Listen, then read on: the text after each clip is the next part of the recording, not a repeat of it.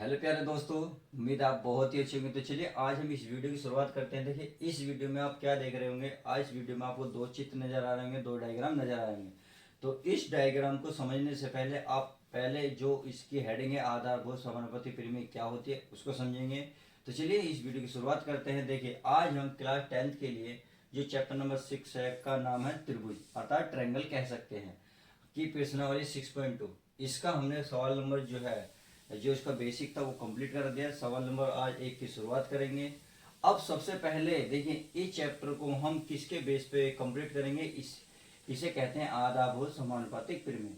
अब ये क्या होती है इसको पहले समझ लेते हैं। देखिए इसे पहले इंग्लिश में क्या कहते हैं, ये अर्थात शॉर्ट में कहते हैं बीपीटी। अर्थात जो आपके सामने डायग्राम देख रहा इसको किसके आधार पर सोल्व करेंगे, आधारभूत समानुपातिक परिमेय अर्थात बीपीटी के अनुसार। अब इसको समझने से के लिए भी चित्र को समझिए। इसका क्या मतलब होता है, यदि आपके सामने कोई डायग्राम दिया हो तो उसकी एक भुजा के समांतर यदि एक अन्य भुजा खींच दी जाए। भाई त्रिभुज की तीनों भुजाओं में से एक भुजा के समांतर यदि एक समांतर भुजा खींच दी जाए तो जो त्रिभुज की जो दो अन्य भुजा बची, दो भुजा कौन सी बची, ए बी और ए सी। क्योंकि हमने डी ई किसके समांतर भुजा खींची है, बी सी के। तो त्रिभुज की दो भुजा बची ए बी और ए सी का जो अनुपात होगा किस अनुपात के बराबर होगा। अर्थात ये जो डी ई भुजा है त्रिभुज की जो दो अन्य भुजाओं को दो बराबर अनुपात में विभक्त करती है। कहने का मतलब है एडी का अनुपात बीडी होगा बराबर होगा ए बटे ईसी। तो आई होप आधारभूत समानुपाती परिमेय समझ में आ गई होगी। ये आपको पहले डायग्राम के लिए भी और दूसरे डायग्राम के लिए भी फॉलो करेगी। आप इसमें भी कह सकते हैं कि त्रिभुज की तीनों भुजाओं में से किसी एक भुजा के यदि समांतर ये वाली रेखा खींच दी जाए डी, तो त्रिभुज की जो दो अन्य भुजा बची उन भुजाओं को वह समान अनुपात में विभक्त करती है। तो चलिए आपको अब तो इतना क्लियर हो गया। अब क्वेश्चन नंबर 1 से शुरुआत करते हैं। तो चलिए पहले क्वेश्चन को बारीकी से पढ़ेंगे, क्या कहना चाह रहा है, उसके बाद हम उसको ज्ञात करेंगे जो उसने पूछा है। तो पहले इसमें बोला है ड्राई आकृति में फर्स्ट और सेकंड। इसका मतलब आपके सामने दो डायग्राम है, पहला और सेकंड। फर्स्ट ये रहा, सेकंड वो रहा। ये कह रहा डी ई समानुपात है बी सी, डी ई समानुपात है बी सी। यानी कि देखिए डी ई जो समानुपात है किसके, बी सी के समानुपात है। ये जो दो लाइन, ये जो लाइन है ये दोनों डायग्राम के लिए है, पहले डायग्राम और दूसरे के लिए भी। देखिए डी ई बी सी के क्या है, समांतर है। अब यहां से क्वेश्चन बना फर्स्ट के लिए। ये कह रहा है फर्स्ट में डी ई सॉरी ई और सी तथा सेकंड में ए डी ज्ञात करें ई सी। इसका मतलब ई एस सी। देखिए मैंने क्वेश्चन मार्क लगा दिया, इसका मान वैल्यू ज्ञात करनी है। दूसरे डायग्राम में ए डी, ए डी कहाँ है, देखिए ए डी क्या इसमें वैल्यू ज्ञात करनी है। तो चलिए अब हम शुरुआत करते हैं, देखते हैं पहले डायग्राम में वैल्यू कैसे निकाली जाएगी। तो मैंने बोला था यदि त्रिभुज की किसी एक भुजा के समांतर एक भुजा की थीटा है तो ये वाली जो रेखा है इसको समानुपात में व्यक्त करेगी। कहने का मतलब है एडी बटे B D, A D D B तथा ए ई और ई सी।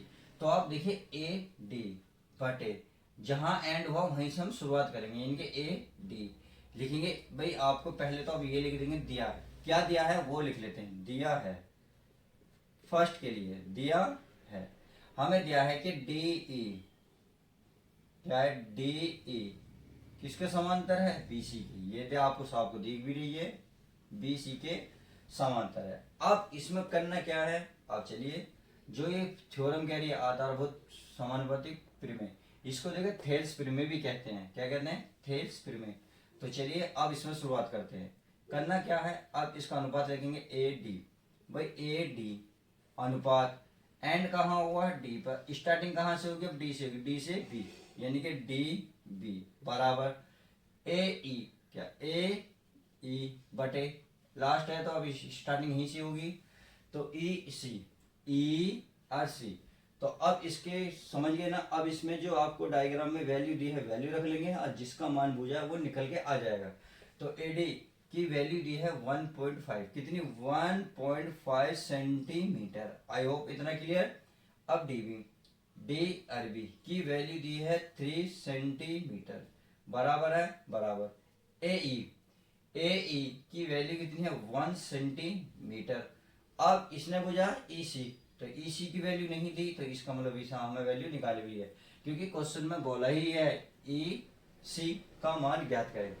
अब देखिए निकालना कैसे है भाई, सेंटीमीटर से तो सेंटीमीटर कैंसिल। अब आप पॉइंट हटाओगे तो यहाँ क्या आएगी, जीरो आ जाएगी, तो था फिर ऊपर बचा 15, यहाँ बचा 30 बराबर 1/E/c। अब आप क्रॉस मल्टीप्लाई करोगे तो इस तरीके से, तो 30 की 1 में हो जाएगी तो कितना बन जाएगा 30, और ई सी की वैल्यू मल्टीप्लाई करोगे 15 में तो 15E/c बन जाएगा 30। अब हमें ईसी की वैल्यू निकालनी है, तो ईसी की गुणा में कितना है 15, गुणा को लेके जाओ भाग में, तो ये बन जाएगा ईसी बराबर 30/15, 30/15। तो आई होप इतना क्लियर। अब क्या करेंगे, डिवाइड करेंगे भाई, डिवाइड करेंगे 15 दूनी क्या होगा दोस्तों, 15 दूनी 30। अब क्या बच रहा था हमारा सेंटीमीटर, तो सेंटीमीटर ही इसका आंसर हो जाएगा। तो आई होप पहले डायग्राम में आपको ये क्लियर हो गया कि ईसी को कितने आसानी तरीके से, किससे, थेल्स प्रमेय से, अर्थात आप फुल फॉर्म कह सकते हो बेसिक प्रोपर्टेनल थ्योरम, अर्थात बीपीटी से। तो हमने यहाँ बीपीटीसी लगाया, तो आप लिख भी सकते हैं बीपीटी से, क्योंकि ऐसे लिखोगे तो और भी अच्छा लगेगा। तो आई होप पहला जो डायग्राम था उसका आंसर हमारा आ चुका, जो आसान था, बहुत ही इजी था। अब चलिए सेकंड डायग्राम देख लेते हैं। सेकंड डायग्राम क्या कह रहा है, इसमें बोला है इसमें एडी की वैल्यू क्या करनी है, एडी, तो बिल्कुल क्या लगाएंगे, बीपीटी लगाएंगे अर्थात थेल्स नियम लगाएंगे। तो चलिए लिख लेते हैं बिल्कुल सेम, इसमें भी लिखेंगे दिया है, क्या क्या दिया है, जो दिया है, क्योंकि दोनों चीज दो ये जो दी है दोनों के लिए दिया है, पहले डायग्राम के लिए भी सेकंड के लिए भी।